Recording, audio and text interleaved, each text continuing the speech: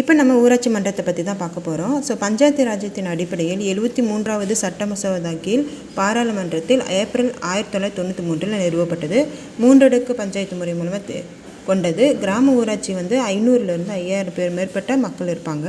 மாவட்ட அளவில் பார்த்திங்கன்னா மாவட்ட ஊராட்சி, வட்டார அளவில் பார்த்திங்கன்னா ஊராட்சி ஒன்றியம், கிராம அளவில் பார்த்திங்கன்னா கிராம ஊராட்சி. ஓகேவா? தமிழ்நாட்டில் மொத்தமாக 12620 கிராம ஊராட்சிகள் உள்ளன.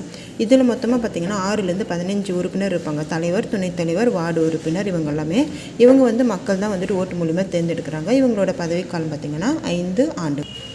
கிராம சுயராஜ் என்ற வார்த்தை முதலில் பயன்படுத்தி யாரும் பார்த்திங்கன்னா காந்திஜி அவர்கள்.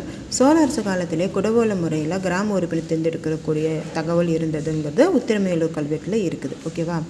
ஸோ மின்சாரம், தெருவிளக்கு, குடிநீர், சாலை போடுதல், பராமரித்தல், கழிவுநீர் கால்வாய், சிறிய பாலம், தொடக்கப்பள்ளி, சுகாதார வசதி, இது எல்லாமே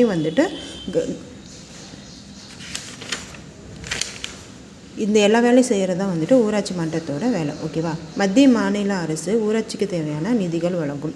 வரி வசூலிப்பது கிராம ஊராட்சிக்கு மிக முக்கிய பணியாகும். அது மட்டும் இல்லாமல் அங்கே வேறு என்ன வேலை செய்வாங்க? மரம் நடுதல், பொது அங்காடி, பூங்காக்கள், தங்கும் விடுதி, விளையாட்டு மைதானம், கிராம விழா, கிராம தூய்மை, நூலகம் அமைத்தல், முதியோருக்கான கல்வி நிலையங்களை அமைத்து பராமரித்தல், இது எல்லாமே ஊராட்சி மன்றத்துக்கான வேலை. ஓகேவா?